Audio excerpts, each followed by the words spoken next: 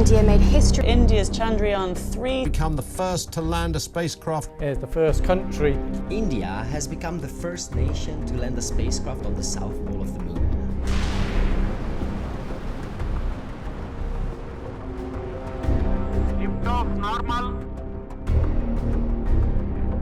इन दिनों अंतरिक्ष की दुनिया में आप इस एक बात से बार बार मुखातिब हो रहे होंगे कि भारतीय अंतरिक्ष एजेंसी इसरो ने बैक टू बैक चंद्रमा और सूरज के लिए मिशन को लॉन्च किया है। इससे पहले भी इसरो ने न जाने कितने बड़े मिशंस लॉन्च किए हैं, पर इन सभी मिशंस में जो एक बात सबसे कॉमन है वो ये कि सभी मिशन आंध्र प्रदेश के श्रीहरिकोटा से ही लॉन्च हुए हैं। चंद्रयान-3 के बाद इसरो ने अपने अगले मिशन आदित्य L1 को भी 2 सितंबर को आंध्र प्रदेश के श्रीहरिकोटा से ही लॉन्च किया। क्या आपके मन में कभी यह सवाल आया कि आखिर श्रीहरिकोटा इसरो के लिए इतना खास क्यों है? इसरो के सारे बड़े मिशन श्रीहरिकोटा से ही क्यों लॉन्च होते हैं? क्या आपने पहले कभी इस सवाल पर ध्यान दिया है? आपको लग सकता है कि यह सवाल तो बेहद आम है, पर इस पर ध्यान क्यों नहीं गया? यह बात सही है कि यह सवाल बहुत आम है, मगर इसके जवाब बेहद खास हैं। चलिए आज हम आपको इसकी ही जानकारी देते हैं कि क्यों इसरो के सारे बड़े मिशन श्रीहरिकोटा से ही लॉन्च होते हैं। नमस्कार, साइंटिफिक सोच कार्यक्रम में स्वागत है आपका। मैं हूं अमृत उपाध्याय। आज के एपिसोड में हम यही जानेंगे कि 1971 से अब तक इसरो के ज्यादातर रॉकेट्स श्रीहरिकोटा से ही क्यों लॉन्च हुए।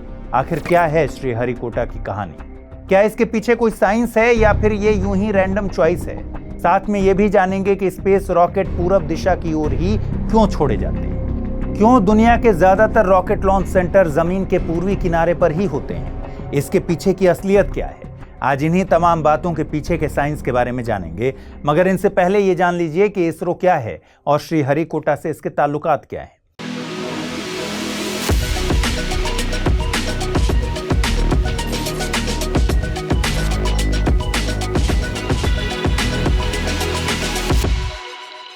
असल में इसके लिए हमें कुछ साल पीछे की ओर जाना होगा। हम चलते हैं साल 1969 में। इसी साल भारत का स्पेस ऑर्गेनाइजेशन इसरो बना और यही वो साल था जब नील आर्मस्ट्रॉन्ग ने चांद की सतह पर पहला कदम रखा। इन दो घटनाओं के बीच मई 1969 में भारत में भी एक जगह पर कदम रखा गया, और वो भी ऐसी जमीन पर जो महज जंगल और पक्षियों से आबाद थी। दरअसल भारतीय स्पेस मिशन की अगुवाई कर रहे विक्रम साराभाई ने मई 1969 में अपना कदम श्रीहरिकोटा में रखा। पुलिकट झील के बीच स्थित झाड़ियों से भरी इस पट्टी को वो भारत के अंतरिक्ष प्रोग्राम के लिए लॉन्चिंग सेंटर बनाना चाहते थे। चूंकि श्रीहरिकोटा आइलैंड को रॉकेट लॉन्चिंग के लिए चुना तो 1969 में जरूर गया, पर सेंटर ऑपरेशनल हुआ 1971 में, जब RH-125 साउंडिंग रॉकेट को यहां से लॉन्च किया गया। वर्तमान में सतीश धवन स्पेस सेंटर में 2 लॉन्च पैड हैं, जहां से PSLV और GSLV के रॉकेट लॉन्चिंग ऑपरेशन किए जाते हैं। यहां से लॉन्च होने वाला पहला ऑर्बिट सैटेलाइट रोहिणी 1A था, जो 10 अगस्त 1979 को लॉन्च किया गया, मगर खामी की वजह से 19 अगस्त को यह नष्ट हो गया। तब से लेकर अब तक सैकड़ों देशी और विदेशी सैटेलाइट इसरो ने श्रीहरिकोटा से छोड़े हैं। कुछ रिपोर्ट्स में कहा गया है कि संयुक्त राज्य अमेरिका में कैनेडी स्पेस सेंटर के बाद श्रीहरिकोटा दुनिया में दूसरा सबसे अच्छा स्पेस पोर्ट है। बहरहाल आंध्र प्रदेश के तट पर बसे इस द्वीप को भारत का प्राइमरी स्पेस पोर्ट भी कहते हैं। यह नेशनल हाईवे 5 पर स्थित है। नजदीक के रेलवे स्टेशन से 20 किलोमीटर और चेन्नई के इंटरनेशनल पोर्ट से 70 किलोमीटर दूर है। पहले अंतरिक्ष केंद्र को श्रीहरिकोटा रेंज कहा जाता था। आगे चलकर 5 सितंबर 2002 को इसरो के पूर्व अध्यक्ष सतीश धवन की याद में इसका नाम सतीश धवन स्पेस सेंटर रख दिया गया। ये तो हुई इसरो और श्रीहरिकोटा की कहानी। अब असल सवाल तो यह है कि लॉन्चिंग के लिए श्रीहरिकोटा ही क्यों? तो आइए अब इसे समझते हैं। असल में इसकी पहली बड़ी वजह श्रीहरिकोटा की लोकेशन है। इक्वेटर से इसकी करीबी इसे जियो स्टेशनरी सैटेलाइट के लिए सबसे सही लॉन्च साइट बनाती है। अब हो सकता है कि आपके मन में कुछ सवाल पैदा हो रहे होंगे, जैसे कि आप पूछ सकते हैं कि इक्वेटर के पास से ही रॉकेट की लॉन्चिंग क्यों होती है, या फिर आप में से कुछ ये भी पूछ सकते हैं कि इक्वेटर है क्या, इसकी क्या अहमियत है। तो अगर आपके दिमाग में इक्वेटर को लेकर सवाल पैदा हुआ है तो सबसे पहले इसका ही जवाब जानते हैं। इक्वेटर यानी इक्वल लाइन, हिंदी में इसे भूमध्य रेखा के नाम से जानते हैं। यह एक काल्पनिक रेखा है। ये रेखा धरती को 2 हिस्सों में बांटती है। इस रेखा के नीचे वाला हिस्सा, जिसे सदर्न हेमिस्फेयर कहते हैं, दूसरा ऊपर वाला हिस्सा है जिसे नॉर्दर्न हेमिस्फीयर कहते हैं, यानी कि दक्षिणी और उत्तरी गोलार्ध। इक्वेटर की अहमियत यह है कि इसकी मदद से रॉकेट को नेविगेट करने में आसानी होती है। चूंकि एक रॉकेट की औसत रफ्तार 11 किलोमीटर प्रति सेकंड होती है, यानी आपके एक बार पलक झपकाने पर रॉकेट 11 किलोमीटर आगे बढ़ चुका होता है। जब इसकी लॉन्चिंग होती है तो इसे ग्रेविटी के विपरीत स्पेस में जाना होता है। इसीलिए जहां ग्रेविटी का प्रभाव सबसे कम होता है, वहां से रॉकेट को लॉन्च करने में ज्यादा सहूलियत होती है। इक्वेटर के पास से ही रॉकेट की लॉन्चिंग का दूसरा कारण है कि धरती को अपने अक्ष पर एक चक्कर पूरा करने में 24 घंटे लगते हैं।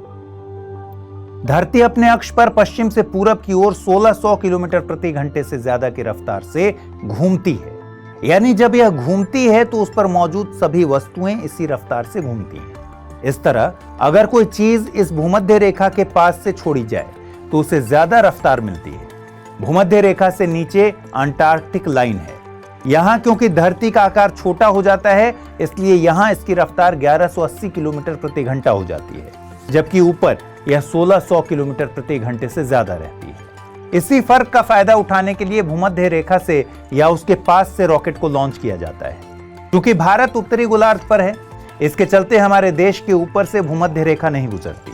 पर हां, श्रीहरिकोटा इस भूमध्य रेखा के पास जरूर है और इस वजह से रॉकेट की लॉन्चिंग यहीं से होती है।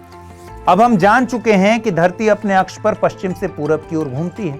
ऐसे में अगर किसी वस्तु को पूर्व की ओर लॉन्च किया जाता है तो न सिर्फ उसकी दूरी कम होगी, बल्कि ग्रेविटी का प्रभाव कम होने से वेलोसिटी भी मिलती है। इससे लॉन्चिंग में ईंधन की बचत भी होती है। इस तरह रफ्तार को और तेज करने और ईंधन को बचाने के लिए रॉकेट की लॉन्चिंग पूर्व की तरफ होती है। चूंकि श्रीहरिकोटा भारत के पूर्वी भाग में स्थित है, इसलिए यहां से स्पेस रॉकेट को लॉन्च करना आसान होता है। यहां से रॉकेट को एक्स्ट्रा 0.4 किलोमीटर पर सेकंड की वेलोसिटी मिलती है। फिर इस गति का लाभ उठाकर रॉकेट को श्रीहरिकोटा से आगे पूरब की ओर भेजा जाता है।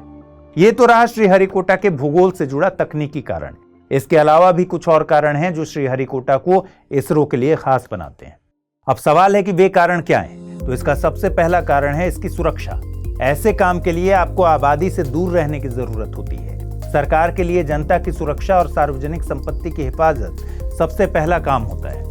इसीलिए दुनिया के ज्यादातर लॉन्चिंग पैड वाटर बॉडीज के पास हैं। केवल कजाकिस्तान का बैकोनूर एक अपवाद है जो कि तट पर स्थित नहीं है। श्रीहरिकोटा भी तट पर है। इसके दक्षिण पूर्व दिशा में बंगाल की खाड़ी है। ऐसे में किसी दुर्घटना की स्थिति में अंतरिक्ष यान के मलबे का समुद्र में गिरना सुरक्षित होता है। साथ ही क्षेत्र बस्ती से बहुत दूर है। इस जगह में आबादी नहीं है। यहाँ केवल इसरो के लोग रहते हैं या फिर स्थानीय मछुआरे।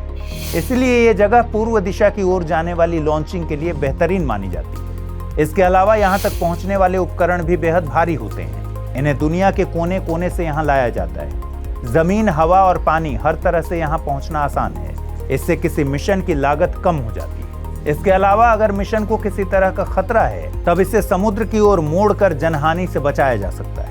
इतना ही नहीं, रॉकेट लॉन्चिंग स्टेशन ऐसी जगह पर होनी चाहिए जो रॉकेट के इंटेंस वाइब्रेशन को झेल सके। श्रीहरिकोटा इस क्राइटेरिया को भी बखूबी निभाता है। मौसम की दृष्टि से भी श्रीहरिकोटा सही है, क्योंकि ये जगह साल के 10 महीने सूखी रहती है। इन्हीं सारे कारणों से रॉकेट के लॉन्चिंग के लिए श्रीहरिकोटा को चुना जाता है। हालांकि श्रीहरिकोटा भारत का पहला और एकमात्र लॉन्चिंग स्पेस पोर्ट नहीं है। सबसे पहले केरल में Thumba equatorial rocket launching station बनाया गया था। यहां से भारत का पहला साउंडिंग रॉकेट लॉन्च हुआ था। यह लॉन्चिंग स्टेशन अभी भी मौजूद है।